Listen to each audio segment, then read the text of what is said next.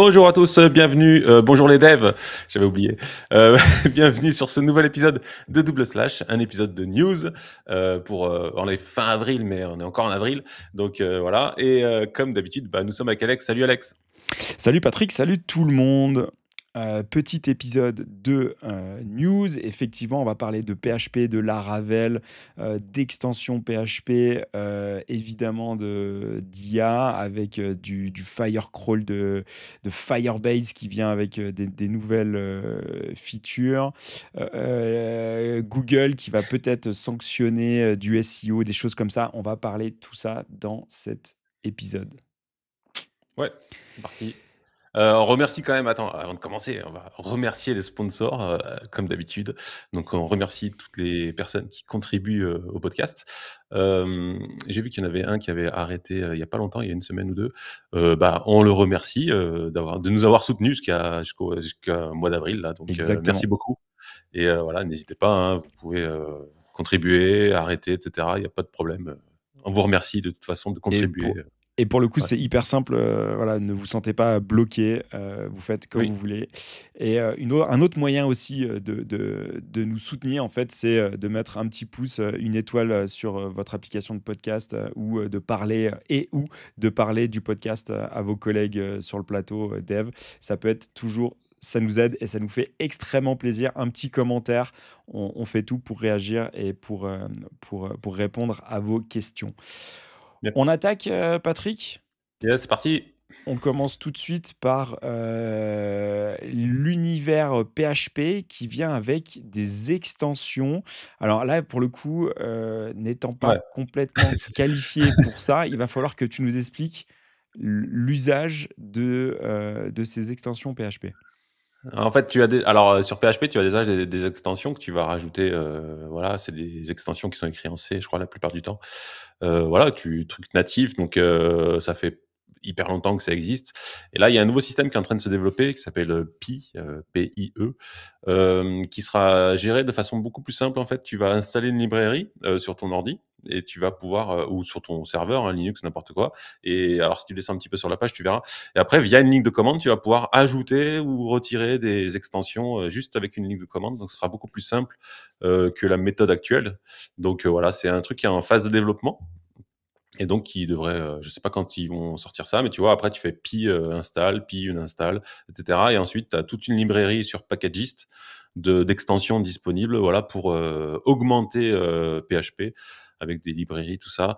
Donc, comme la plupart du temps, alors, j'essaie de pas dire de conneries, mais la plupart du temps, elles sont écrites en C, en fait, les extensions. Après, il y a peut-être d'autres langages aussi qui sont compatibles. Donc, c'est beaucoup plus performant, si tu veux, vu que c'est une extension intégrée nativement au PHP quand tu la rajoutes. Donc voilà, c'est plus performant que si tu rajoutais une librairie PHP. Donc c'est pour ça qu'on passe par des extensions des fois. Donc OK, voilà, c'est un nouveau système. OK. Ce Et qui c'est per grâce à. Alors j'ai regardé vite fait hier soir la vidéo de Johan Dev qui fait le mercredi, il fait une vidéo où il parle d'articles et c'est lui qui m'a fait découvrir ça. Donc je rends à César. Merci Johan pour la découverte de énorme. cette page. Excellent, excellent. OK. Je sais qu'il nous écoute en plus, je sais qu'il nous regarde. Ça marche. OK, on déroule sur, le sujet, suivant. On parle, Ouais, de, Google. Chrome Mm. qui fait un peu machine arrière sur les cookies. Google qui fait machine arrière, ça c'est assez classique. Pour dire qu'il ne tue pas un projet encore, mais bon. Non, ça fait plusieurs alors la plupart des navigateurs ont supprimé les cookies tiers ou en tout cas les ont bloqués. Chrome était le seul encore à laisser, les cookies tiers, mais on sait très bien pourquoi, hein, de toute façon. Et ils ont essayé de lancer des projets. Ça fait 5 ans qu'ils lancent des trucs, qu'ils abandonnent, machin, tout ça. Là, ils avaient quasiment trouvé soi-disant un truc, voilà, avec un nouveau système et finalement, en fait, non. Là, c'est définitivement abandonné. Donc, Chrome aura toujours les cookies tiers et ça sera jamais supprimé, quoi. Bah, en même temps, il y a trop d'argent, il y a trop de business derrière, quoi. Oui, oui, pour Google, de toute façon, oui, avec la pub, tout ça. Après, ils ont certainement d'autres systèmes maintenant. Ils sont tellement malins. Puis comme c'est Chrome, c'est leur système. Il y a certainement des mécanismes internes dont on n'a pas conscience en fait. Mais bon, voilà. Mmh. OK. Bon, C'est rien de nouveau sous le soleil pour Google, quoi, Ouais, de toute façon, nous, clairement. en tant que dev, on utilise toujours des navigateurs qui bloquent tout, donc voilà, on n'a pas de problème, de Oui. toute façon. Allez, pareil, toujours dans le même délire, on reste dans l'écosystème, Google Chrome, avec, l'acteur, AI qui dit que peut-être, un rachat ou c'est quoi exactement, En en fait, tu sais, aux États-Unis, Google, ils ont un problème de position dominante d'après le gouvernement et donc ils essaient de démanteler et potentiellement, en fait, ça a déjà été demandé, qu'ils vendent, en fait, Chrome, la partie Chrome, voilà, navigateur pour, voilà, éviter cette position dominante et ChatGPT, enfin OpenAI s'est dit intéressé, pour racheter Chrome en cas où Google était obligé de le vendre. Donc c'est bien, ils ont bien dit: mmh, «Si jamais Google est obligé de le vendre, bah, nous, ça nous intéresse éventuellement. On va peut-être le racheter». Donc je sais pas trop ce que ça va donner. Moi, ça m'inquiète un petit peu personnellement parce que je me dis, bah, déjà Google, c'est pas non plus, génial, génial, mais si demain c'est OpenAI, je sais pas ce qui va advenir de Chrome dans le futur, puisque Chrome quand même, c'est malgré ce qu'on peut dire, c'est quand même quelque chose qui a fait évoluer le web. Ça a ouais, non, mais bien standardisé sûr. un peu plus, et Bien sûr. cetera. Il y a l'équipe de Chrome qui travaille beaucoup dessus. Qu'est-ce qui va devenir l'équipe de Chrome, tu vois? Adi Osmani, tout ça, enfin tous ces gens qui œuvrent en fait pour le web. Est-ce que OpenAI va investir dessus? Ou est-ce qu'ils vont le détourner pour intégrer de l'IA et avoir un peu encore plus de data, tu vois? C'est quand même inquiétant Ouais, puisqu'aujourd'hui, il est quand même très présent et voilà, sur le marché, quoi. toute la télémétrie, qu'il récupère, Ouais. tout, bien sûr, bien sûr. Vrai sujet. Est-ce que ça ira jusqu'au bout? Là, pour le coup, la balle est même pas chez nous, ça va se jouer, Non. aux US, quoi, clairement.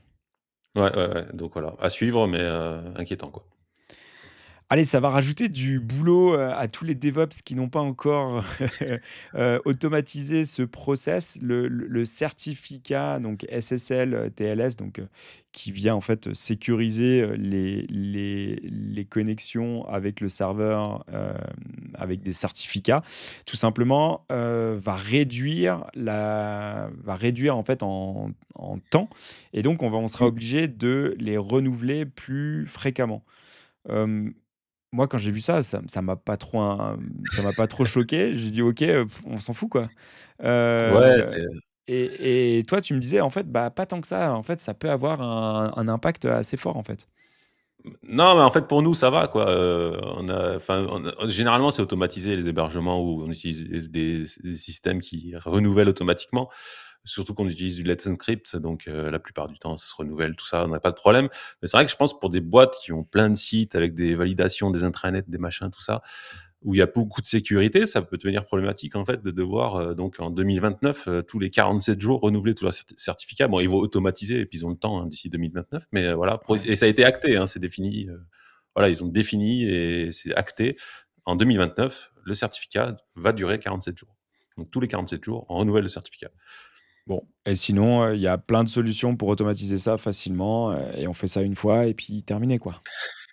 On est d'accord? Ouais, après, je sais pas. Après, je pense que pour nous, c'est facile, mais pour certaines boîtes, faudrait demander. Alors, si vous êtes DevOps dans une boîte où c'est hyper compliqué à chaque fois que vous changez le certificat, mettez-nous en commentaire, ça m'intéresse parce que je sais que, voilà, certaines boîtes, ça peut être compliqué avec les systèmes de sécurité, tout ça. Des fois, d'ailleurs, la preuve, des fois, on voit des gens qui oublient de renouveler le certificat. Tu vas sur un site, Ouais, super connu et là, tu as une erreur SSL, machin, sécurité. Donc comme quoi, c'est pas si automatique et si simple des fois, ouais. dans des grosses boîtes. OK. Culture. Allez, on reste dans l'univers, Google avec un titre Racoleur. ouais, racoleur ou clickbait, on va dire. Google, les textes, qui sont générés par l'IA vont être désormais, sanctionnés. Clairement, quand on lit l'article, est-ce que, c'est vraiment le cas? Ou, Alors il faudra être un peu plus subtil, quant à l'utilisation de l'IA et non, c'est de plus, générer du texte? faut vraiment lire le truc parce que, alors là, on est plus sur du SEO que du dev, mais c'est quand même intéressant. Hem, Jusqu'à maintenant, en fait, Google disait qu'il y avait pas de il faisait pas de différence entre du texte généré par IA ou pas. D'ailleurs, on avait fait un épisode SEO où, Dan nous avait confirmé que, du moment que le texte est de qualité, il s'en fout. Et en fait, là, sur cet article, apparemment, ça a été révélé que, finalement, si, parce que mais attention, c'est uniquement dans le cas où tu vas prendre un contenu sur un autre site, que tu vas le faire, tu vas le transformer ou le résumer ou et cetera et le mettre sur ton site. En gros et à partir de là, si tu fais ça, tu prends un texte, tu le modifies un petit peu avec l'IA et tu dis: Réécris-moi un peu le texte», tu le recolles sur ton site. Là, il va dire: «Là, c'est du duplicate» parce qu'en fait, il va détecter que, bah, c'est le même contenu, sauf qu'il a été reformulé et voilà et en fait, ça te sanctionne en tant que contenu dupliqué. Donc là, oui, tu as une sanction. Mais en gros, ça veut dire que si toi, tu écris du texte toi-même en te faisant aider un petit peu de ChatGPT, là, non, il y a pas de problème. C'est du texte que tu as fait toi et cetera. Donc voilà, c'est Oh, en fais un fait, peu ça ce que va, tu veux. on peut continuer à faire, à utiliser, le copywriting IA a encore, des années devant lui, quoi. On est bon. Oh, ouais, ouais, ouais, ouais, mais c'est juste, en fait, ils visent, principalement des gens qui, tu sais, il y a des personnes qui génèrent, des sites, automatiquement avec l'IA, donc Ouais, qui font une potentiellement le sorte même de contenu que plagiat, en fait, où, ils aspirent un site, ils le dupliquent, ouais, ils ils le modifient un peu le repassent dans la texte et puis moulinette et puis, voilà. OK. Donc par contre, ce qui est intéressant, c'est de voir comment, ils arrivent à détecter que c'est un contenu généré par IA. Donc là, ils expliquent un petit peu dans l'article, mais ça doit pas être simple quand même, je pense, Ils de doivent utiliser une IA qu'ils ont ouais, c'est entraînée ça. pour détecter si c'est une IA et OK. Ouais, C'est je un pense que c'est peu pas simple. Il va y avoir des faux positifs ou des trucs comme ça, à mon avis. c'est un peu Inception. Allez, on rebascule dans l'univers un peu plus, dev de notre métier, pour tous Ouais. les, développeurs qui, font du JS, souvent ils sont passés sur du TS, TypeScript et donc souvent on va dire, l'acteur le plus majeur sur la validation, en fait des types pour, c'est une librairie qui s'appelle Zod. Zod passe en version 4 bêta. Alors, qu'est-ce que ça amène, sur le Mmh. papier? Clairement, c'est déjà une version majeure, donc il y a vraiment, vraiment quelque chose de plus, solide. Souvent, c'est de la rapidité, de l'efficience, sur le parsing, voilà, sur toutes ces infos-là. Par contre, moi, ce qui m'intéressait, c'était, un gros reproche qui avait été fait à Zod. Justement, Ouais, le c'était, poids. la taille, en fait, de cette librairie qui peut, Mmh. devenir, en fait, très, très vite, assez grosse. Et là, en fait, ils sortent une version, en fait, mini qui, peut largement suffire parfois quand on a, que, des objets, on va dire, à type assez simple, basique sans avoir des validations très, très complexes. Parce que, Mmh. avec Zod, on peut aller sur des validations très, très, très, très complexes, aussi bien, à mettre en place, ça va être complexe, mais, mais aussi sur le, comment? Sur le poids, tout de suite, ça va exploser le bundle, alors qu'objectivement, on va se servir que 3 ou de 4 4 propriétés. Mmh. Et là, ils viennent avec une version un petit peu plus light qui s'appelle Mini et qui permet en fait, de faire le job. Donc, on va dire Ouais. que c'est, une évolution, classique, un peu dans l'air du temps. On augmente la performance, on vient réduire la taille du bundle et on fait une version un peu, light qui nous permet en fait de répondre à 80 du job, Ouais, ouais. quand quand on a besoin, quoi. Bah, là, on voit, tu vois, le poids, tu passé dessus, il y a 2 secondes. On est passé de 12 version 3 de 12, kilobykes à 5 kilobykes. En gzip, hein, donc c'est beaucoup plus lourd, si c'est pas gzippé et la mini, c'est mini, mini, quoi, 1,88 kilobykes et il y avait aussi, en delà du poids, il y avait aussi une question de performance aussi, qui était Oui. reprochée et j'ai vu qu'il y avait pas mal de performance jusqu'à 7 fois, sur les objets, machin, je sais pas quoi. C'est assez, ouais, ils ont tout augmenté, quoi, enfin Oui. amélioré. Après en fait, ils ont pointé, vraiment les vrais problèmes et après, Mmh. ils ont essayé de les résoudre. Par contre, ouais, je suis toujours un peu, pas sceptique et pas parano, mais, en fait, sur les benchmarks, Heu, en fait, il y a aussi une course à l'armement sur les benchmarks et donc en fait, il faut regarder, comment est effectué le benchmark pour voir après, est-ce que c'est 7, est-ce que c'est 6,2, est-ce que Ouais, dans ouais. certains contextes sur telle machine, tout. Voilà, de manière générale, OK, on prend un peu plus de distance. OK, il est quand même beaucoup plus rapide, il est plus petit et voilà. Donc pour le coup, c'est voilà, le Ah, pari est déjà gagné et il y a même un guide, de ouais, c'est ça, c'est migration. ce que j'allais te dire, hein. Est-ce qu'il y a des breaking change ou pas? Parce que ou Alors, est-ce que tu passes de 3 à 4 et ça marche nickel? j'ai peur que, en fait, que non. Ah, En fait, message et error, déjà ça a changé ça. exactement. En fait, sur, un exemple, en fait, où ils disent: «OK, il y a une dépréciation sur la customisation des erreurs». Mmh, Sur la version 4, on met le message error, alors que sur la version 3, on mettait juste message et donc c'est un peu moins explicite et pour le coup, il y a une page de doc qui est plutôt bien faite. La doc était déjà bien faite, mais ouais. heu, pour le coup, là, sur la version 4 qui est en bêta, je le rappelle, ils viennent, en fait, mettre une page de migration qui nous aide, justement, en fait, à dire: «OK, ça, avant, c'était comme ça, maintenant, c'est comme ça». Et Voilà, potentiellement, il y a quand même, un peu de wording à faire. Je pense pas que ça soit, inodore, incolore, je mets la V4, et puis, shakaboum, ça passe. Je pense qu'il y a un petit peu ouais, plus de taf à faire.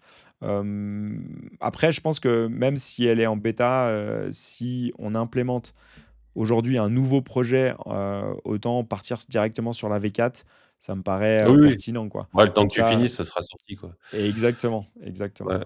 Donc Bon après c'est donc pas ouf, hein, il y a pas 50 000 choses qui ont changé. Est-ce qu'ils non. ont pas sorti un comment ça s'appelle là? Un code mode là pour, chercher à remplacer automatiquement la migration, tu sais? Ah, Ça va non, alors pour le coup, j'ai pas j'ai l'impression, ouais, j'ai pas lu, j'ai pas trouvé ça, non, ça serait mais marqué en haut s'il y en avait un, je pense, ouais, et c'est pas écrit. je pense la plupart du temps maintenant quand c'est mis en place, ce genre de système, voilà, c'est quand même, Ouais, bon après de chercher à remplacer ça va vite, hein. ouais, après, quand tu as une base de données avec enfin, quand tu as une code base, pardon, Ouais, de milliers, de endpoints, ou de validation ou de tout ça, bon, là, c'est un petit peu plus compliqué. Mais, ouais, je pense que ça vaut le coup de le faire, sur des projets moyens. Voilà, on prend le mmh, temps de faire cette migration. Ça peut nous amener quand même, des gains en performance et aujourd'hui, on sait que c'est toujours important. ouais, Yes. carrément. Allez, on passe, sur, Redwood.js Mmh, bah, en fait, c'est fini, Redwood.js ou quoi? c'est fini. Voilà, c'est Redwood.js. On en avait parlé avec Simon qu'on avait eu en bien invité, je sûr. sais plus, il y a peut-être un petit moment quand même, Oh oui. qui était dans la core team Redwood.js et donc Redwood.js, c'était un framework, React, qui embarquait un peu tout, Prisma, enfin tout l'écosystème, qui te permettait de faire une application assez rapidement. Tu avais tous les outils qui étaient branchés déjà, machin. Tu avais les lignes de commande qui te généraient des CRUD et tout ça. Moi, Ils c'était se vraiment pas voulaient mal. ils se voulaient un petit peu le Ruby on Rails, Ouais, c'était de ça, ouais. la Mmh. stack un peu moderne avec du Prisma, du React, Mmh. mais dans l'écosystème JS. Ouais. Voilà, c'était vraiment leur modèle, c'était, Ruby on Rails ou Laravel ou des choses comme ça. Mmh. Mais là, pourquoi c'est fini? Pourquoi Bah, en fait, c'est je pense que ça a pas pris non plus, des masses, malgré l'investissement quand même assez conséquent, je pense, je sais plus comment il s'appelle, le mec, de cofondateur, là. de GitHub là? Ouais, le mec de GitHub là, Ouais, Thomas, Tom, je sais pas quoi. ouais, enfin, voilà, Tom, lui. ouais. Tom. Et ouais, il dit aussi, qu'à un moment donné, ils en avaient marre d'être obligés de maintenir des librairies, externes comme Prisma. Enfin, je sais pas comment, tu sais, l'intégration, ils doivent maintenir, que ce soit bien intégré. Bah, par exemple, tu vois Zod, s'ils ont Zod, bah, V4, il va falloir, faire la migration, dans Et l'outil et ouais, cetera. mais parce que Bon bref, c'était ouais, en fait, c'est eux qui faisaient l'agrégation de toute cette ouais, c'est ça. librairie et ils étaient dépendants, en fait, de plein d'acteurs, tiers et donc Mmh. ouais, ils passaient plus de temps à intégrer, les mises à jour. Ouais, enfin, c'est je peux comprendre, ouais. Donc voilà, donc ils ont définitivement alors ils passent sur un nouveau système qui s'appelle le Redwood SDK, qui est, voilà, un système alors ça reprend les meilleures choses de Redwood, tout en React, machin, tout ça et étonnamment, c'est fait pour, fonctionner avec, Cloudflare. Donc Ouais. c'est Moi, je built suis, for ouais. Cloudflare. C'est C'est ouf. moi, je suis complètement hypé par ça. Alors pas par, Redwood SDK, je m'excuse, mais par, le déploiement, Cloudflare Ouais, pour un projet là, sur lequel, je suis en train de faire un devis et tout. J'aurais bien envie de passer sur Cloudflare, ah, tu peux. et surtout, en fait, avec, Nuxt et Nuxt Hub, en fait, qui est une surcouche au-dessus qui, pour le coup, en fait, a facilité tout le déploiement. Tu fais un Nuxt deploy et ça va automatiquement sur, Cloudflare. Tu payes quasi pas grand-chose et c'est répliqué partout. C'est du SSR, c'est tout ça. Donc Mmh. ça me parle totalement et le fait que Redwood, bascule un petit peu sur ce fonctionnement, ouais, moi je comprends, totalement, pour limiter au maximum la friction de déploiement. Voilà, il y a Mmh. pas de: «OK, on fait, une image, Docker, machin, qu'il faut qu'on build, après qu'on mette sur, le registry, tout». Waouh, là, c'est hyper simple et c'est, hyper rapide, hyper efficace. C'est pas mal. Excuse-moi pour cette digression, mais Redwood, SDK, clairement, est-ce que je vais pouvoir tout faire avec, Redwood SDK ou je vais être obligé de mettre une base et ça vient par-dessus? Ou je vais pouvoir créer mes applications directement avec Redwood SDK? Non, alors j'ai pas approfondi et testé, mais normalement tu peux tout faire avec, c'est vraiment, ça te permet de développer une application, avec les serveurs components, du SSR et cetera. Donc c'est basé sur Vite et après ça se connecte facilement à tout ce qui est database, Cloudflare, les R1, tout ça, machin. Ouais. Donc voilà, c'est, le storage, enfin c'est tout est voilà, tout s'interconnecte facilement, alors j'ai pas trouvé encore pourquoi, ils se sont maqués avec Cloudflare. Est-ce que Cloudflare a mis des sous? Est-ce qu'il a racheté le truc? Ou je sais pas. Mais, ouais, en tout cas, moi je suis d'accord avec toi, hein, Cloudflare, je suis très, enfin je suis très satisfait, c'est hyper, enfin c'est fluide, ça déploie rapidement et cetera. J'ai des clients qui Ouais. bossent avec. Donc c'est vraiment top. Voilà. Donc, et et à tester, mais, c'est Est-ce bien qu'on quoi. pourrait di exactement, eh beh, Mmh. est-ce qu'on pourrait dire que Redwood SDK en fait, c'est un peu, la même chose que, alors c'est pas, je vais me faire insulter quand je vais dire ça, mais c'est une autre Ouais, vas-y. alternative plutôt à Remix, à Ouais, c'est un Ten peu le même ouais, c'est un peu le même délire, à que Remix, ouais. TenStack ou des choses comme ça quoi? Ouais, c'est Ça va ça. être OK, d'accord. C'est ça, on est dans le même truc, que Remix ou, TenStack là, Starter là qui sort d'ailleurs, j'ai oublié de le mettre dans les news, tu vois? OK. Mais, ouais, c'est pas mal Redwood SDK, je pense qu'en plus ils ont une bonne, expérience du framework, voilà, des années qui sont passées sur le framework donc, je pense que c'est un bon système. J'ai pas testé mais voilà, ça peut être intéressant, c'est une alternative intéressante à Next.js et ouais, tu parlais de TenStack, Starter là. J'ai pas mis dans les news, mais voilà, c'est une alternative aussi à Next.js, enfin de ce qui se dit. Par contre, moi personnellement, j'ai testé, enfin j'ai pas testé, j'ai regardé vite fait le code, tout ça, et j'ai trouvé ça hyper complexe, la doc, tout ça. Comment mettre en place l'application. J'ai vu des fichiers routeurs, machin, tout ça. Je me suis dit, mais c'est quoi ce truc? On te vend ça comme alternative à Next.js, et qu'en fait, quand tu vas dans la doc, mais c'est vachement complexe, quoi. Donc, ouais, je suis pas convaincu encore. Je pense que Mais des fois, ouais, la mais hype, les mecs se jettent sur un truc, mais ouais, rappelle-toi, il faut être ingénieur. Les ingénieurs font des choses compliquées, donc si c'est ouais, mais trop non. simple, c'est pas bien, tu vois? C'est nul, c'est nul. Oui, c'est Non, vrai que ça je troll un peu, mais non, c'est un peu c'est ça, ça hein. et Mmh. et ça m'attriste, le culte de cette, complexité, en fait, alors que, ouais, la simplicité, les trucs faciles à utiliser, pour nous les devs et qui gardent en fait, il y a un niveau de performance final pour le client final largement acceptable. Bah, Ouais, vas-y, simple quoi, vas-y on fait quoi. bah, ouais. Yes. Allez, on bascule, sur, une petite, alors je sais pas si c'est une petite révolution, mais en tout cas, c'est juste magnifique. C'était une révolution. Ça a tout changé. Exactement. Heu, c'est la version 4 en fait de Anime.js Ouais, qui est, annoncée par son créateur, qui vit à Paris. Julien.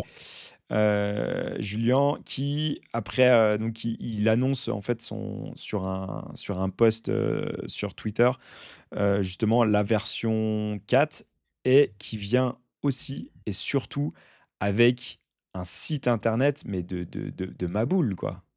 Ouais, il est C'est juste magnifique.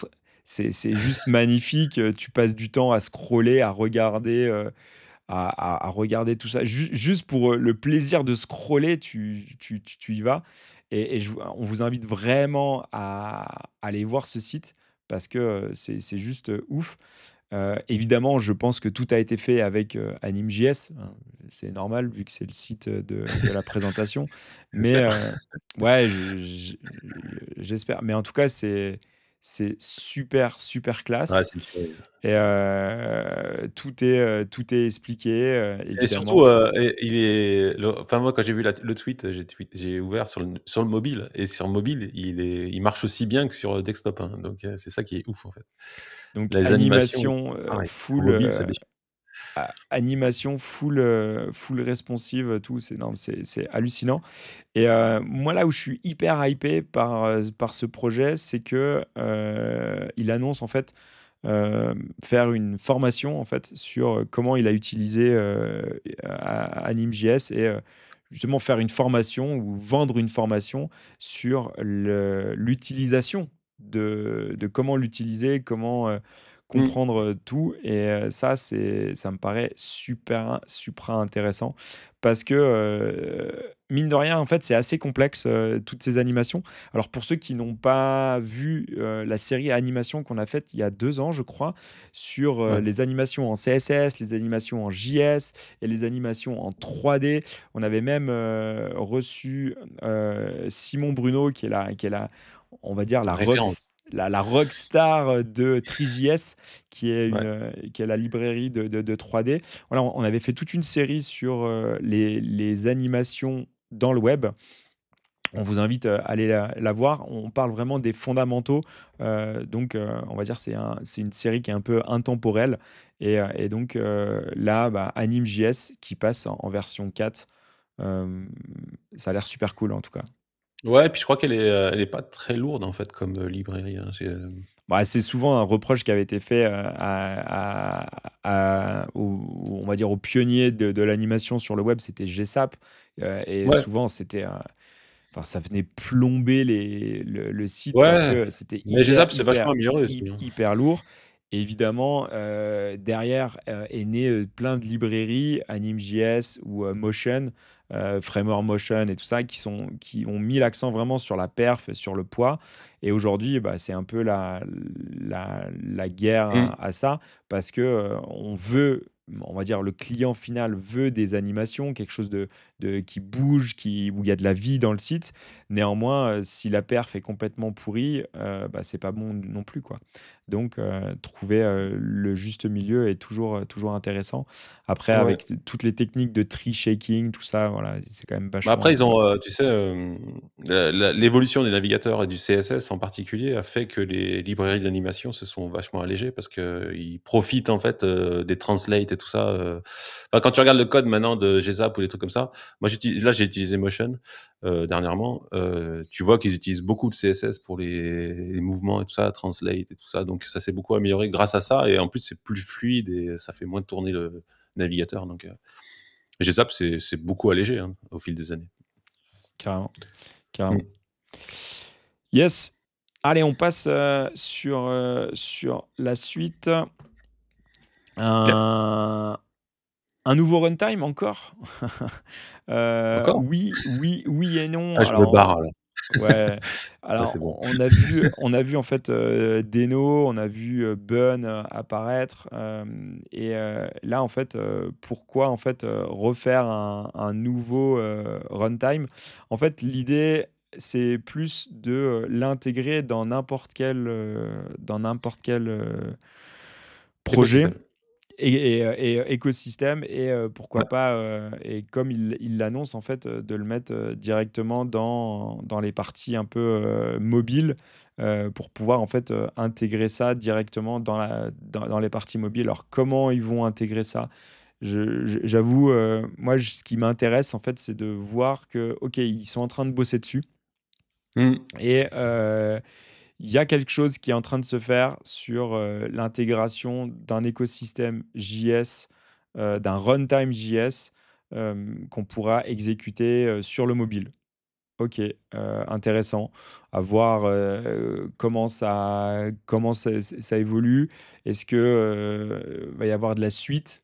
Ça, j'en sais rien du tout. Par contre, ça me paraît, intéressant de garder un œil dessus pour voir et on revient en fait sur une discussion qu'on avait eue il y a très, très, très longtemps, je sais Ouais. pas si tu te rappelles, où on disait que Non. en fait, les runtime, l'explosion des runtime n'allait pas tellement, impacter, les devs JS, mais allait Mmh. plutôt impacter en fait, les infrastructures et Oui. en fait, on se rend compte que, bah, la migration de NPM ou Node, sur un Deno ou sur un Bun, elle est pas si compliquée que ça à faire, en fait. Ouais. Ouais. Donc c'est assez facile et donc toute cette effervescence qu'il y a autour des runtime, elle est hyper bénéfique pour nous, en fait, pour nous devs et parce que, bah, c'est que du plus rapide, que du plus facile, tout. Mais je pense que là où c'est vraiment compliqué, c'est pour pour l'infrastructure, quoi. Bah, pour nous, on a juste le bon côté de la chose. Donc c'est Ah, c'est plutôt clair. sain, quoi. C'est plutôt sain Ouais, ouais, et plutôt facile. c'est vrai. Bah, après, je sais pas enfin les exemples qu'ils donnent sur, Bar là, c'est quoi? C'est Bar, JS? Non, comment il s'appelle? Ouais.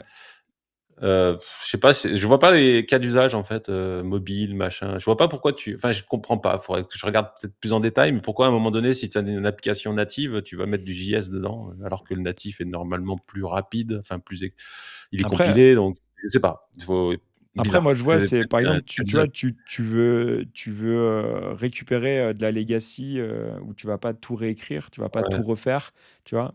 Potentiellement, tu vois, tu peux intégrer en fait ta legacy dans ton natif. Pourquoi pas? Avoir ouais ou à peut-être tester, mais ouais, surtout à regarder perso, moi, je le ferai garder un œil dessus pour voir comment ça évolue et s'ils viennent avec des cas d'usage, hyper ouais, ouais, intéressants, quoi. OK, à suivre alors. Autre point et là, pour le coup, pareil, c'est un projet que j'ai suivi, depuis un peu, pas mal d'années et j'étais un peu hypé au départ et j'avais fait un POC avec. C'était une DB qui était propriétaire, qui s'appelait FaunaDB et Mmh. là, ils nous annoncent, bah, clairement, que c'est la fin, ils arrêtent et ils mettent tout en open source et comme ça, bah, pour faire court, c'est un peu, démerdez-vous, quoi. Heu, donc heu C'est bien. donc ouais, c'est un peu triste, mais c'est clairement annoncé, quoi. Le service va s'arrêter, le 30 mai 2025. Alors ils ont annoncé ça, il y a un petit peu plus Ouais. longtemps, hein, Mais mais ils avaient quoi? Ils offraient un cloud, un truc comme ça? Ou ouais, c'était en fait, juste c'était, hébergé chez eux, ouais. Ouais. OK. Donc si tu as des trucs hébergés chez eux, va falloir que tu récupères le truc, tu te fasses ton serveur et tout. Ouais, ça va pas être simple. Non et en fait, ça nous amène sur des réflexions qu'on a souvent sur le podcast où on se dit, sur les choix de techno, quoi et en Ouais. fait, là, c'est un exemple typique. Alors, oui, ça a mis peut-être, 4 ou 5 ans, et c'est plus facile quand la boîte, elle se crache tout de suite parce qu'en fait, on sait que, bon, bah, elle a pas réussi à passer le cap, très bien. Mmh. Sauf que là, en fait, c'est au bout de 5 ans que ça ou 5 ou 6 ans, je sais plus exactement, mais potentiellement, le risque, en fait, c'est que, bah, toi, tu deviens, en fait, tributaire de ce prestataire-là et donc, bah, si ce prestataire fait faillite ou met la clé sous la porte ou arrête ou vend ou, se fait racheter, bah, potentiellement, toi, tu subis, ça et Mmh. donc, on revient toujours sur le choix de la techno, le choix de la DB, le choix de notre stack. Elle est, hyper, hyper cruciale sur le futur, quoi. Parce que, Ah tu ouais. signes un pacte, avec ton prestataire et même si nous, on n'est que prestataire intermédiaire, voilà, nous, on utilise une brique, cette brique fait faillite. Bon, bah, ton client, tu lui expliques. Sauf que bah, ton client, lui, il dit non, mais moi, je m'en fous que ça soit Fauna ou Postgre ou machin. Moi, c'est pas mon problème. Moi, je veux que ça fonctionne. Et Mmh. moi, je te paye pour que ça fonctionne. Et donc, faire des choix techno comme ça, faut pas se gourer, quoi. Et donc, c'est C'est pour clair. illustrer le propos que bah, parfois, les services ferment et ça nous fout dans la merde, pour faire court. Non, mais c'est clair que c'est jamais évident quand tu fais un ch alors c'est pour ça qu'il faut faire des choix de techno, après l'expérience, tout ça, on arrive à mieux choisir et puis c'est vrai que des acteurs qui sont vraiment en place, c'est souvent plus tu prends moins de risques parce qu'effectivement, comme tu dis, tu as vendu une app ou n'importe quoi qui tourne là-dessus et puis là, ça va fermer. Comment tu vas expliquer à ton client: «Bah, écoute, on doit migrer, ça va te coûter tant et tout» et le mec, il va dire: «Mais moi, je comprends pas, je sais pourquoi, c'est obligatoire. Enfin, j'ai pas envie de Ouais, j'ai pas prévu de budget en plus». Enfin voilà, tu vois? C'est très problématique, en fait.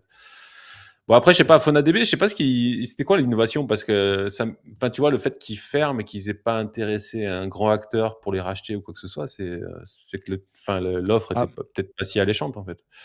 après, c'était hyper, hyper propriétaire. Ouais, C'était un espèce de mix GraphQL, ah ouais, SQL, tout. Donc, en fait, tu venais en fait déployer directement.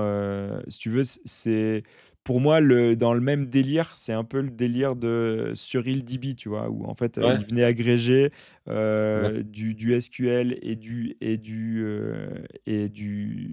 NoSQL et du SQL. Voilà, tu avais un espèce de mix. Moi, je pense qu'ils ont pas réussi leur pari, tout simplement. Ouais, Et ils ont pas fait leur exit, on va dire. non, ils ont pas réussi à peut-être à avoir suffisamment de traction pour, Ouais, bah, pour avoir un business model viable et donc et à bah, c'est garder. vrai qu'on n'entendait pas beaucoup parler aussi, hein, Non, peut-être que ouais, c'est peut-être ça aussi. c'est peut-être la hype d'un San Francisco qui s'est Ouais. effondrée. Allez, petite hype ou pas sur Wayfinder, qui est un module ou une extension, une Pour librairie, Laravel, ouais. je ne sais pas, tu vas nous en dire plus, qui nous permet en fait ils annoncent ça, de créer un pont entre du TypeScript et du Laravel. Ouais. À quoi ça sert et pourquoi c'est intéressant de s'y pencher? En fait, tout simplement, ça te génère alors quand tu as un back, Laravel et un front, qui utilise Vite, en fait, ça va te générer, automatiquement les, contrôleurs, routeurs, de ton application, tes, endpoints et donc tu pourras accéder via ton application front à des fonctions qui sont déjà typées, pour, tes routes et tu auras les paramètres qui seront typés, si c'est un number, si c'est un string, machin, tout ça. En fait, automatiquement, ça va te générer, typer, les routes, tout ça de ton application. OK. Donc c'est plutôt pas mal, Mais j'ai pas compris, ouais, c'est depuis le back, tu vas générer les routes pour ton front ou c'est depuis ton front, ouais, c'est tu ça. vas générer tes Non, routes vers le back? imaginons tu as ton back qui va traiter un formulaire. Ouais, Enfin, tu vas envoyer des données à ton back pour le formulaire et bah, automatiquement, en front, tu vas pouvoir utiliser directement, la route qui va récupérer le formulaire. Elle est déjà disponible via une fonction avec les paramètres qui vont bien et tout ça et tu grâce à enverras Wayfinder. directement. OK, Voilà. En fait, tu même pas besoin de gérer, ce que tu dois envoyer tout ça le gère tout seul, en fait. Tu utilises une fonction qui va automatiquement générer la route avec les paramètres et tout ça. Enfin voilà, c'est vraiment pas mal et surtout ça se couple très, très bien avec, Inertia. Tu sais, le système qui permet de faire une application Vue, React, machin en front avec Laravel. ouais, Donc c'est encore un pont entre les 2 qui, ça c'est de plus en plus, en fait, on a ouais, tout l'écosystème Laravel devient, vraiment, il est fou ultra, cet ultra écosystème. puissant, ultra Ouais. puissant, quoi, ultra puissant. Ouais, belle. Super beau.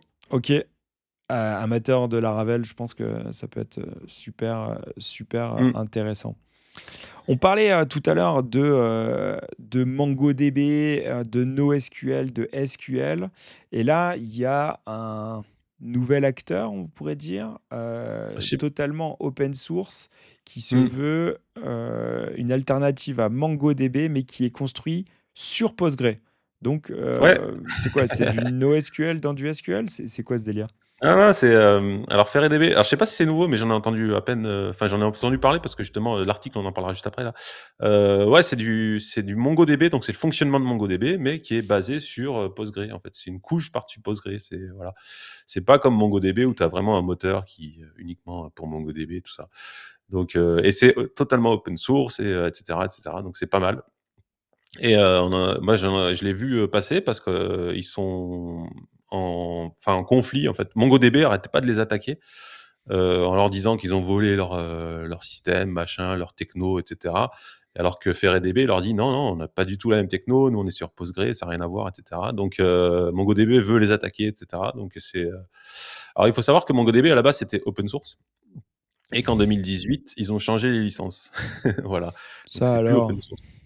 Étonnant, hein, comme, beaucoup d'ailleurs. Oui, Et c'est pour ça que FairyDB a vu le jour puisque on a un système qui est comme MongoDB avec les mêmes fonctions et cetera, les mêmes, enfin les mêmes, les méthodes mêmes en gros. API, quoi. Ouais. Ouais, une sorte de même API mais qui est, voilà, qui est open source et bon, basé sur Postgre, donc c'est plutôt pas mal.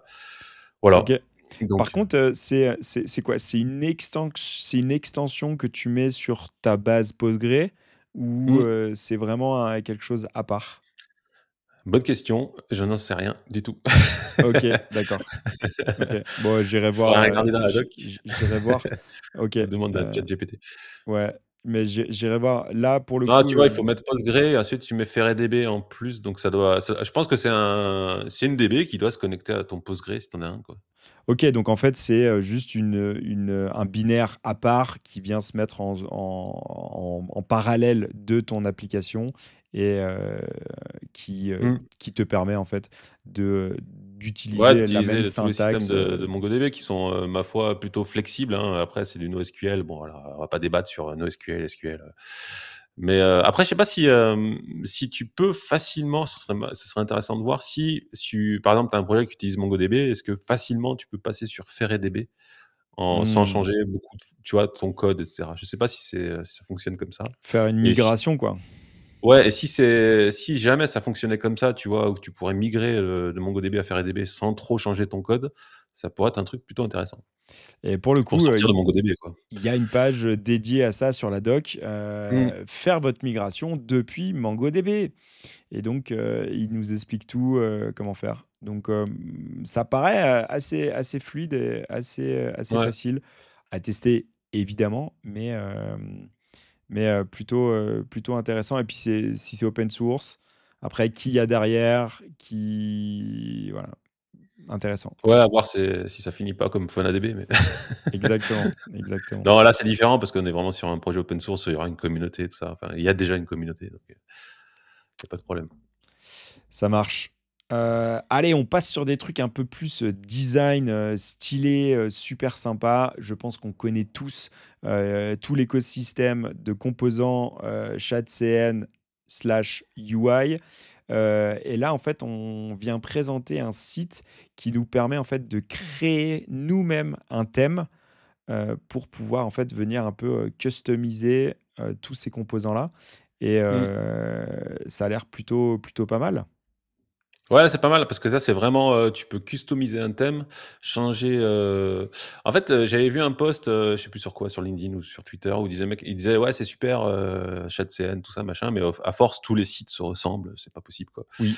Et donc il dit: «Ouais, j'ai cet outil et machin» et en fait, cet outil te permet vraiment de customiser à fond, ton thème, les couleurs, les typographies, le arrondi ou pas, la taille, enfin voilà, il y a vraiment énormément de trucs et donc là, de pouvoir faire ton thème un peu plus, personnalisé, tu vois? Qui ressemble pas aux autres sites, voilà. Ouais, Tu vu en plus top. c'est excellent. Ouais, c'est vraiment excellent. Alors pour ceux qui sont, sur la vidéo, vous le voyez, ceux qui sont en podcast, pour le coup, on vient customiser en live, toutes les ouais, toutes les propriétés et c'est vrai que tout de suite, c'est plus du tout, la même gueule, quoi et donc on vient vraiment, améliorer et rendre, totalement unique, Ah celui-là, il est sympa nos celui-là. nos composants. Ouais, bah, c'est celui Claude. de ouais, exactement. Mais pour le coup, non, ça c'est super bien parce que ça peut nous faire gagner un temps de maboule et surtout, en fait, on vient néanmoins respecter le code client, Mmh. l'univers graphique du client avec, toutes ses contraintes, s'il veut, du carré, du rond, voilà, c'est quand même super, Ouais, ouais. super sympa. Ouais, Donc après tu peux exporter et tout, c'est vraiment pas mal et puis, puis tu vois les exemples qu'ils donnent, enfin le site aussi est bien fait et je sais pas si tu as vu les exemples là, tu as des trucs et ça fonctionne presque, tu vois? Tu as une inbox et tout, mais tu peux cliquer sur les trucs, c'est ouais, génial en fait. C'est ouais. ouf. Et donc, ouais, non, mais pour le coup, ouais, non, c'est vraiment top, ça permet de ouais, de rendre unique et surtout, de garder notre même base, de composants, quoi et ça, c'est non, ça, c'est ouf. Et puis et Ça, c'est surtout un super, super outil, hein, vraiment. c'est free. C'est free, il y a pas de connexion obligatoire et cetera, donc Ouais, enfin je veux dire, ouais. c'est fou le travail qui a été fait pour un outil qui est gratuit, quoi. Et pour le coup, c'est même le même délire que Daisy UI, pareil, où Mmh. il y a une librairie de composants et ils ont un éditeur de thèmes, pareil, où on peut venir customiser. Sauf que là, ChatCN, c'est vraiment enfin, c'est comme une référence, maintenant, on le voit Ouais. partout, et donc non, très, très, très, très, très, très bel outil, top. Allez, on bascule dans l'écosystème, WordPress, avec un WordCamp qui aura lieu, à À Toulouse? Toulouse le 23 mai, donc vous avez encore, Ouais. un peu de temps. Si vous êtes dans le sud de la France, c'est peut-être, Alors le moment de partir sur des events. Toi, c'est des events sur lesquels tu as déjà donné des talks? J'avais fait une conf, ouais, celui de Biarritz, il y a 2 ans, je crois. Voilà et puis, alors ils en font en fait, un WordCamp France, il y en a à peu près tous les ans. Il y en a un tous les ans, pour l'instant. L'année dernière, c'était à Paris, je crois. Non, ah non, je dis une connerie, c'est à Bretagne l'année dernière. Cette année, c'est à Toulouse, donc c'est toujours des équipes de bénévoles qui organise ça. C'est 100 bénévole. Ils ont quelques sponsors, voilà, pour payer la salle et cetera. Donc c'est plutôt intéressant. Donc pourquoi on en parle là aujourd'hui? Alors, il reste encore des places, je crois qu'il reste une cinquantaine de places.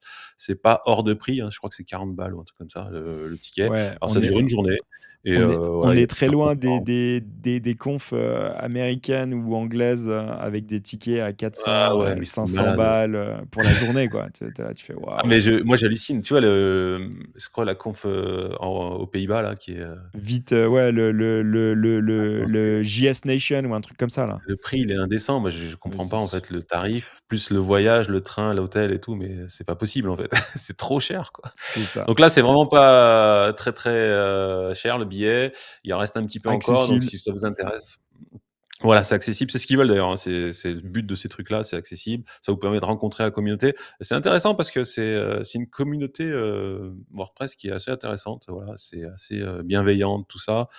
Voilà, si ça vous intéresse d'y aller, c'est à Toulouse, en mai, c'est bientôt, dans à peu près un mois. Allez-y, ça fait toujours il y a toujours de la bonne énergie dans ces confs. On Ouais, apprend toujours plein de choses, on fait du réseau, on passe un bon moment. C'est mmh, super, super, intéressant.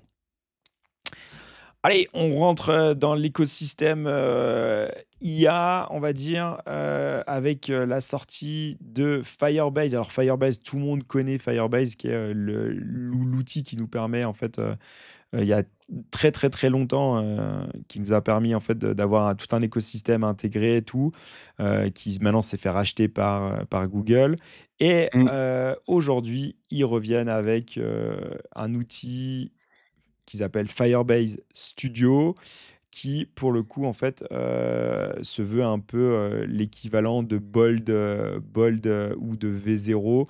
Donc, mmh. en clair, c'est un énorme prompt, en tout cas un énorme chatbox là où on va discuter, on va prompter notre, applicatif et on va directement, en fait, créer notre applicatif et on va pouvoir le modifier directement depuis cet écosystème et vu que c'est intégré dans l'écosystème Firebase, on va pouvoir, le déployer hyper facilement. Mais Heu, oui, tu vas pouvoir faire un clone d'Instagram en quelques clics et devenir riche. exactement. Non, mais pour le coup, tu vois, là, on peut prendre un tout petit peu plus de distance par rapport à toute cette génération de code. Je reste intimement convaincu que, quelqu'un qui ne sait pas coder, qui ne sait pas utiliser, oui, qui a aucune notion de code, l'IA ne va pas l'aider. Non. Donc ça, c'est sûr et certain. La qualité de ton prompt est hyper importante. Et je pense qu'on fera un épisode là-dessus sur Ouais. toutes les règles qu'il nous faut intégrer. Et aujourd'hui, on utilise plutôt des fichiers par spec. OK, pour le back-end, tu vas faire ça. Pour le front-end, tu vas faire ça. Pour le design, tu vas faire ça. Les codes couleurs, c'est ça. Pour les composants, ça va être ça. Et en fait, on va tout expliquer dans des fichiers pour pouvoir sortir quelque chose de correct. Mais il y aura toujours de la modification, il y aura toujours du micro-debug. Et c'est à ce moment-là où ton expertise de dev, en fait, va être super intéressante. Donc, quelqu'un qui ne sait pas coder ou qui n'a aucune notion de code, ça va être très, très compliqué d'aller débugger la petite feature qui Ah ouais. fonctionne à moitié ou voilà, il y a quelque chose qui déconne. Bah, il va être obligé de rebouffer des tokens et de reconstruire quasiment toute l'application. Donc cette box, on va dire, ce prompt box là, c'est plutôt sympa. Mmh. Néanmoins, c'est hyper candide, je trouve. Et c'est un peu la solution unique à tous les problèmes. Et on sait que s'il y a des marteaux et s'il y a Clou. des clous et des vis et des tournevis, c'est qu'il y a 2 usages différents. Et donc la boîte qui fait tout, j'y crois pas trop. Néanmoins, il faut pas acheter, enfin, il faut pas non plus être trop méchant. Je pense que, pour, des protos, pour aller, hyper vite, pour, initier en fait, la base de l'application, ouais, je pense que ça peut être super intéressant, quoi. Super intéressant. Ouais, j'ai bien aimé ton détournement de proverbe avec les clous. Mais ouais, co en fait, clairement, ouais, de toute façon, je rejoins totalement ce que tu dis, sans être développeur, même, je dirais même développeur expérimenté, tu arrives pas à sortir un truc, valable, avec ces systèmes-là. Clairement, on est très loin du truc magique, malgré ce qu'on essaie de nous vendre et cetera. Enfin, je pense que ça rapporte surtout aux gens qui développent des Firebase Studio et des Bolt et cetera. Eux, ça leur rapporte beaucoup d'argent, mais de faire croire qu'en 3 clics, et en 3 prompts, tu arrives à faire une application et à devenir riche, ça, c'est clairement non. Par expérience, j'ai déjà généré des trucs avec, Bolt et cetera.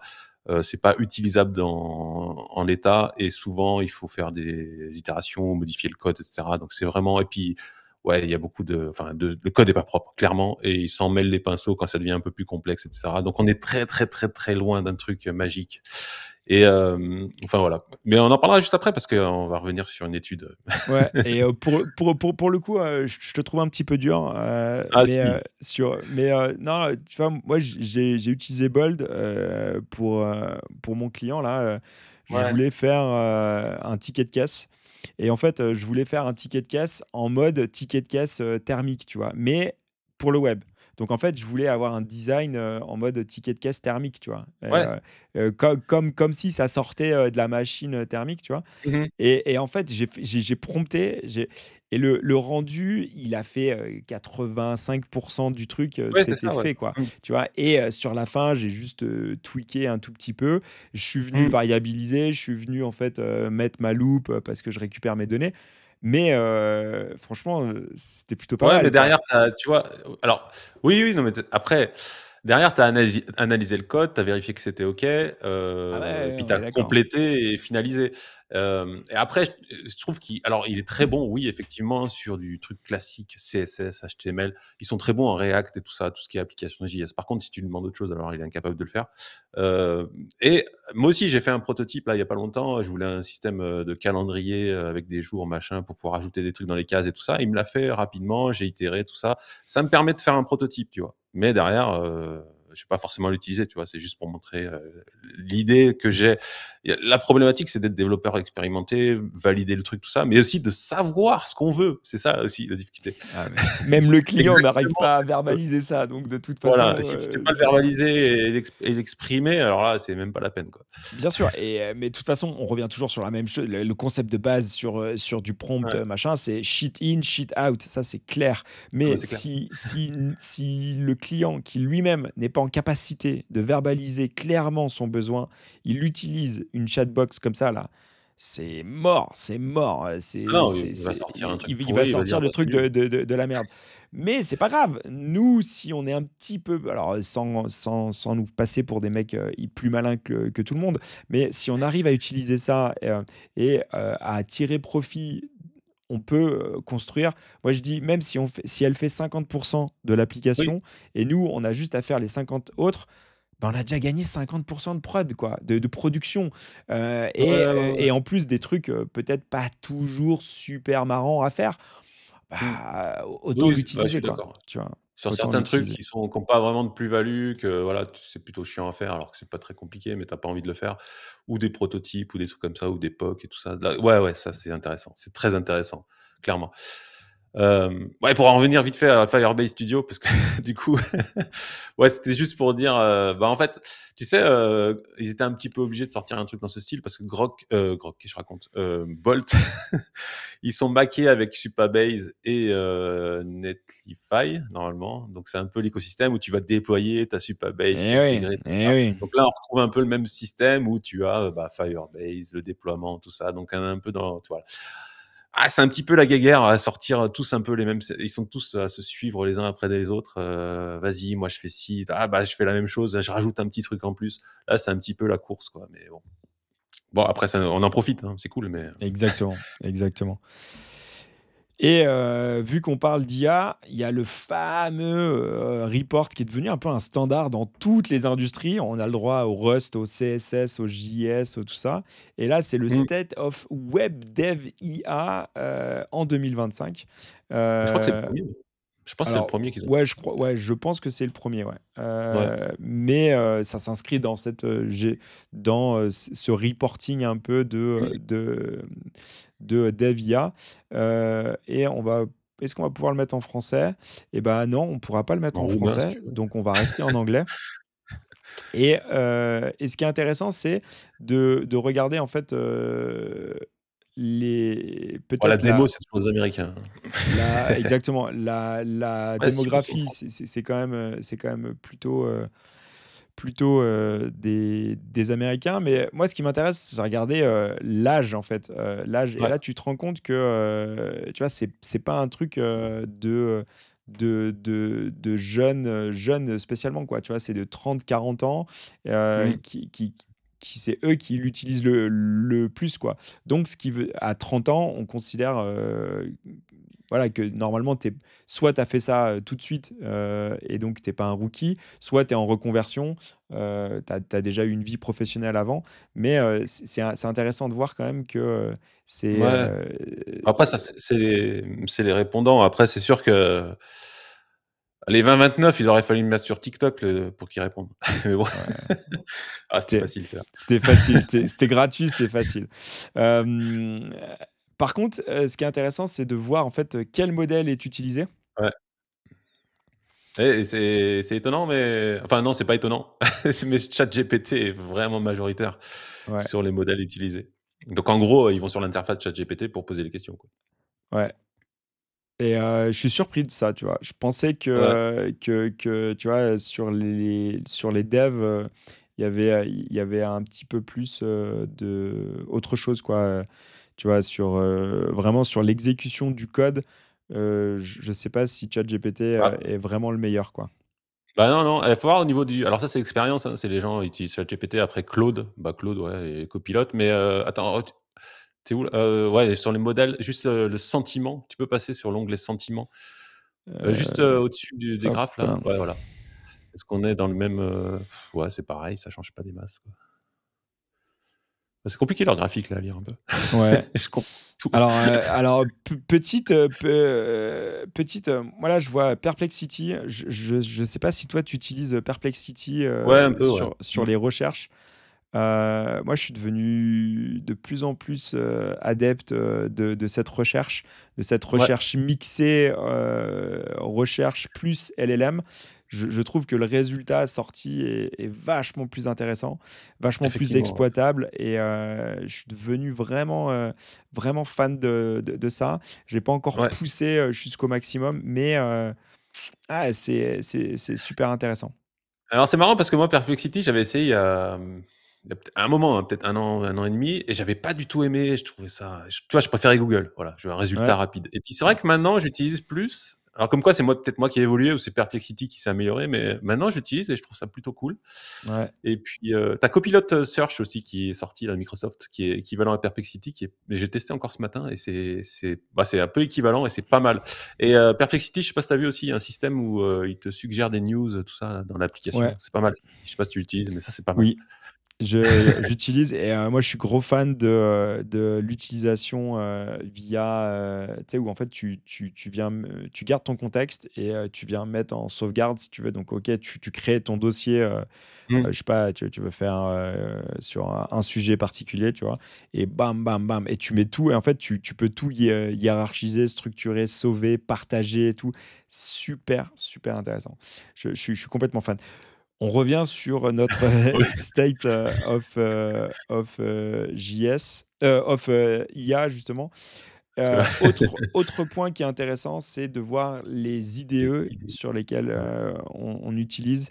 Heu, Alors je suis Bizarrement, étonné tu là. vois? Ouais, je m'attendais à avoir, un pourcentage bien plus élevé et au final, bon, bah, c'est quand même Cursor qui est largement devant, quoi. Ouais, mais tu vois, c'est un tiers. Ah ouais, moi pareil, moi je pensais déjà qu'il y aurait beaucoup plus d'utilisation d'IDE avec IA. Cursor, bah, forcément, c'est un des premiers entre guillemets, si on compte pas VS Code, il est beaucoup utilisé et je suis étonné de Z en fait, qui soit en deuxième position parce que moi j'utilise personnellement Z et j'avais utilisé Windsurf, mais voilà, bon, problème de montée d'utilisation de CPU, tout ça, donc j'ai laissé tomber. Je suis passé sur Z et je pensais que Windsurf serait plutôt alors après peut-être que je sais pas quand a été fait le sondage, mais peut-être ça date, peut-être ça a changé depuis. Ouais. Après, attention, là, c'est un IDE spécifique parce qu'après, il y a Mmh. un autre onglet qui est code assistant. Ouais, Et là, pour le coup, en fait, les codes assistants sont bien copilote. plus poussés, quoi. Et là, c'est Copilot. Parce que Copilot, en fait, s'intègre directement dans ton IDE, quoi. Donc, t'as pas un IDE qui est dédié. On va dire l'arrivée des IDE dédiés type Cursor, tout ça, c'est encore assez récent. Donc, Ouais, peut-être ouais, puis il faut que payer aussi, surtout. oui, aussi, ouais. Mais pour le coup, il y a quand même, voilà, Copilot reste quand même là, Bah, c'était le premier, hein. C'était le premier c'est copilote, le hein. premier, c'est la référence Mmh. et même si ils se sont détournés un peu, je pense que les nouvelles versions sont plutôt pas mal. On fera sans doute une vidéo là-dessus sur, bah, le chat, Mmh. la génération de code et l'agent qui va vraiment, venir faire les modifications. Tout enfin, c'est vraiment intéressant. Les Bah, les nouvelles versions de Copilot, ouais. Bah, c'est montent vrai que vraiment copilote, un step. c'est le premier au début, après on s'est mis, bah, il marchait bien, mais après on l'a critiqué, on est passé Super Maven ou des trucs comme ça et finalement on est revenu à Copilot parce qu'il s'est beaucoup amélioré. En fait, il s'améliore beaucoup et finalement il est bien pour un Clairement. tarif modique, 10 $ je crois. Clairement, donc Mmh. intéressant. Toujours est-il que, si vous êtes intéressé pour voir toutes ces stats, allez voir le State of, Attends, tu utilises Web quoi Dev toi? IA. Alors moi, j'utilise Super Maven, mais je vais arrêter, je pense, Sur VS Code? ouais, sur VS Code. Sur VS OK. Code et je pense que je vais revenir sur Copilot et j'ai pour projet de tester, Cursor avec, justement avec, bah, les MCP, avec, toutes les règles, Les toutes rules? les voilà, les rules exactement, pour pouvoir faire un épisode dessus, parce que, ouais, j'ai vraiment envie de tester et pour le coup, là, j'ai Ouais. un plus petit projet avec un client et j'aurais bien envie de tester, en fait, d'utiliser ce projet-là, pour passer, sur, vraiment de la génération, type curseur ou copilote avec les MCP et tout le travail. Par contre, je dois monter en compétence sur ce prompting de rules pour être vraiment efficace et Ouais. vraiment spécifique pour éviter en fait des hallucinations et aussi regarder la consommation de tokens, combien ça me coûte, la qualité du rendu, voilà. Utiliser en fait ce projet client pour aussi, bah, une fois que j'aurai fini, en fait, faire un retour sur double slash, clairement. Ouais, OK. Bah, toi, tu as de la RAM, ça va, ton ordi, il est Oui, puissant. oui. Et j'ai j'ai un nouvel ordi qui est encore plus puissant. Donc, Comment ça, tu as un nouvel ordi? Tu m'as pas dit ça? mais non, je t'ai pas dit. Mais on en parlera plus tard, Patrick, on en parlera plus tard. Pas en public, pas en public, je suis pudique, je suis pudique. Allez, on déroule. On reste toujours dans ce IA, donc Ahref. Href, Ahref, ouais, qui est un un outil tools. de SEO, qui est Ouais, peut-être le plus gros outil d'SEO, je sais pas. c'est le plus cher aussi. Peut-être le plus cher, ouais. Après, il y a plein d'autres alternatives qui sont beaucoup moins chères, je crois. Hem, Aussi bien, je sais pas, j'ai pas assez l'expertise. Toujours est-il que, ça réduit les clics? C'est ça En fait, qui est annoncé? ouais, Google avait sorti les AI Overview, c'est quand tu tapes une requête, en fait, ça va te faire générer un résultat, un peu à la Perplexity, tout ça, au début des résultats, en fait. Et Google avait dit au début, c'est ce qu'ils expliquent un peu. Alors ils ont fait une étude, à Href là, pour tester tout ça, et Google avait dit au début: «Ouais, non, ça va vous augmenter les clics et cetera, machin bidule», et il s'avère que non, en fait, ça diminue de 34 les clics, en fait. Parce qu'une fois que les gens ont leur réponse, et ben, ils se cassent, en fait. Et ouais. Donc ils viennent jamais sur ton site. Donc voilà. Et donc Donc ça, c'est pas top parce que le but de se positionner en fait, le plus haut, bah, c'est d'avoir du clic pour que les gens viennent sur ton site. Sauf que s'ils ont, et comme tu l'as dit, et s'ils ont verbalisé et structuré une réponse déjà toute prête dans la barre de recherche, enfin dans la page de résultats de recherche, ouais. c'est mort, ils iront pas plus loin, quoi. Bah, ouais, ouais. Bah, en fait, de toute façon, clairement, le SEO là, je pense que ça va devenir de plus en plus compliqué, avec Perplexity et compagnie, Google qui intègre l'IA, Copilot Search et tout ça, et bon, on va reparler un petit peu après, mais franchement, c'est en train de changer le visage du web, et ouais, je pense que c'est pour les SEO, ça va devenir compliqué. Pour les sites qui vivent du SEO naturel, tout ça, et j'en connais, ça va devenir très compliqué. Enfin voilà, c'est en Après, train de tout changer. est-ce qu'il y a pas une nouvelle discipline qui va arriver? En fait, c'est pas le SEO, mais c'est le IA, quoi, tu vois? C'est, Ouais, peut-être, ouais, ouais. optimiser ton site pour que l'IA, en fait, puisse venir scroller et que tu Mmh. puisses ressortir Bah, dans ces complètement, charts, ouais, ouais, quoi, tu complètement, vois? complètement, et moi, j'ai déjà fait des tests parce que justement, je faisais parce que tu sais, dans ChatGPT, tu peux faire une recherche web, et puis après tu as Perplexity, tout ça, et j'avais commencé enfin, je m'occupe de SEO d'un ou 2 sites, et j'avais fait des tests, et déjà, il faut rajouter Bing parce que tu sais, quand tu es dans en fait, ils disent qu'ils agrègent différents résultats de Google, de Bing, et cetera, mais j'avais l'impression que c'était plutôt Bing que Google, donc j'avais rajouté le site dans Bing et tout ça, j'avais Ah, le optimisé un sitemap, tu veux dire? ouais, sitemap, tu sais, tu vas OK. t'inscrire dans Webmaster Bing pour Ouais, rajouter ce que OK. personne ne fait en France parce que 90 des résultats, c'est Google. Bah, oui. Donc ça veut dire, ça oblige à ne plus négliger Bing, par exemple, et cetera, et cetera. Donc ouais, optimiser. Peut-être qu'il faudra optimiser aussi pour les agents. Alors maintenant, il y a le LLM.txt. Enfin voilà, il y a plein de ouais, il faut s'intéresser, comme tu dis, ouais, il faudra peut-être, devenir un spécialiste, du SEO AI parce que, ouais, là, c'est en train de changer complètement, et ça va très vite, en fait, et c'est dans un futur très proche, et ouais, il faut se tenir au courant. Mais C'est triste. Mais pour se tenir au courant, il y a un super podcast qui s'appelle Double Slash, et on vous tient au courant. bon, on n'est pas Hem, spécialiste SEO, mais non, on est on quand n'est même pas pas mauvais. spécialiste SEO, mais pour le coup, Dan est venu Ouais. plusieurs fois sur le site pour nous en parler et tout, et mine de rien, il y a quand même un impact, non négligeable pour nous devs, Alors OK, quand on fait, de l'application, on s'en fout un peu. Enfin, moins si on fait des applications métiers, spécifiques. Par contre, si on fait des applications ou des sites, avec un impact, sur le client final, on ne peut pas négliger le SEO et comme on le dit toujours, Ah oui, oui. faire le SEO a posteriori, bah, c'est 10 fois plus de taf, quoi. Donc Non, non, autant ouais, moi, personnellement, je fais que des sites, publics et le SEO est primordial et c'est vrai que c'est quelque chose que tu dois intégrer dès le début du développement et ça fait, c'est très important, quoi oui. et au-delà du contenu, hein.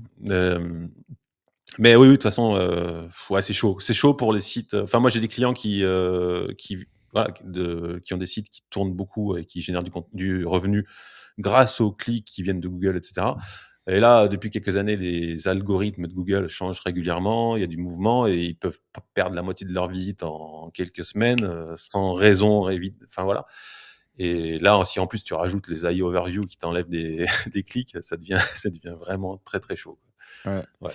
Et puis si en plus, à côté de ça, il y a, des services type Firecrawl qui nous permet d'aller scraper tous les sites internet avec des agents pour faire, de la navigation et aller récupérer toutes les données, là on est mort, on s'en sort plus. Ah. Firecrawl, service qui nous c'est quoi? C'est un agent, qui va C'est un aller truc de crawl, en fait. naviguer pour nous sur les sites, quoi? Firecrawl, c'est un truc pour crawler, donc c'est un service pour crawler des sites. Donc, à la base, c'est simplement alors on s'en sert pour faire des RAG, tout ça. Tu vas crawler le site, tu récupères des datas, tu les transformes et cetera, tu les chunks. Donc, voilà. On a fait un épisode spécial RAG, il y a pas longtemps. Allez Donc je voir. vous invite à l'écouter si vous l'avez pas écouté. Sinon, voilà, ils ont donc Firecrawl a fait la Launch Week la semaine dernière. Ils ont sorti des nouveaux services, etc. Donc excellent service Firecrawl avec une version gratuite qu'on peut utiliser déjà pour tester. Et après version payante qui est pas hors de prix non plus. Ils ont plein d'outils, ils rajoutent des outils juste pour vite fait, mais allez voir les articles pour lire un petit peu. Mais par exemple, ils ont Extract, donc il y a un outil qui permet d'extraire des éléments dans une page. Tu vas spécifier quel élément tu veux récupérer et lui, il va te renvoyer un JSON, par exemple. D'ailleurs, tu vois, dans l'exemple, ils utilisent JSON, c'est marrant. Donc ça, très puissant. Donc si tu veux récupérer des infos vraiment spécifiques sur des annonces, alors Le Bon Coin, n'essayez pas parce que c'est bloqué direct, mais Tu sur vas des sites qui sont tu vas pas, te faire des sites ban. pas bloqués, tu peux récupérer ça en JSON et après l'exploiter, etc. Donc c'est super intéressant. Le crawl et après ils ont aussi sorti un système, un crawl IA donc c'est une IA qui va sur le site et qui se comporte comme un visiteur. Voilà, donc ça peut être intéressant pour Le Bon Coin, par exemple, faire style: «Ah, je suis pas un robot, regarde, je clique là et cetera». Là, on est toujours sur la zone grise un peu, hein, quand Ouais, même, hein. C'est là, je pense que ça va rentrer vraiment dans la guéguerre, à ce genre, d'usage. Mais c'est là où ça va être intéressant, c'est qu'on sait pas si demain on sera obligé de faciliter ce boulot-là parce qu'en fait, si moi je veux utiliser via mon téléphone, et bah, je vais peut-être utiliser un agent et donc si cet agent ne trouve pas les informations sur le site parce que j'ai bloqué tous ces crawlers d'agents et bah, au final mon site, n'aura plus d'utilité parce qu'il y aura personne qui va venir et donc bah, ouais. ça va toujours être limite, et tu en parlais tout à l'heure, est-ce qu'on va coder pour des agents ou pour des utilisateurs? Eh ben, bonne question et bonne transition parce que justement, pour finir, on a une vidéo. On a une super vidéo, alors c'est une chaîne sur YouTube qui s'appelle, Generative IA, France, je sais plus. C'est ça le Oui, nom? Je sais plus. Générative Ouais. AI France. Voilà, c'est donc super chaîne, il y a pas mal de vidéos, je vous encourage à aller voir. Il y a plein de vidéos intéressantes sur des talks sur l'IA générative et j'ai pris ce talk-là de LinkUp, c'est une boîte française qui est équivalent à Perplexity, donc où tu peux faire des requêtes, tout ça. Il y a une API, voilà. Donc c'est vraiment pas mal, c'est français. LinkUp, rien à voir avec le groupe LinkUp. Je sais pas si tu te souviens du groupe, non, à Pas l'époque, du tout. ça a plus de 20 ans. Bon bref, laisse Ouais, tomber. tu vieux. C'était une émission à la télé, je sais plus, M6, où ils avaient fait un OK, groupe qui s'appelait Link Up, ça avait pas marché, je crois. OK. Bon, bref. Et donc, dans ce talk-là de Link Up, donc cette boîte française, eux, clairement, ils sont convaincus, mais en même temps, c'est leur métier, mais ils sont convaincus que demain, on va faire des sites pour les agents et non plus pour les gens. Et donc voilà. Eux, 100 convaincus et ils disent que ça va changer les choses mais en même temps, c'est pas si simple parce qu'un agent, quand tu vas taper sur Google des résultats, des requêtes, tout ça, tu as pas forcément des résultats que tu veux, donc ça c'est pas si simple. Mais Ouais. voilà, eux, ils sont convaincus, donc moi, je suis aussi convaincu que, ouais, c'est, notre métier va changer et que oui, effectivement, de plus en plus, on aura des agents et plus des gens qui vont venir sur les sites. Et d'ailleurs, je crois que j'ai vu une étude, je sais plus d'où ça vient, mais chez les jeunes justement, ils sont déjà plus de 40 à utiliser plutôt ChatGPT que Google pour faire des recherches, donc tu vois? Ouais. Après, il se prive quand même de beaucoup d'informations parce que ce qui s'est passé Ah oui. hier, c'est pas dans ChatGPT, quoi, tu vois? Ah oui, ça c'est clair. Donc Mmh. donc heu, donc en fait, ça amène plein de problèmes, mais OK.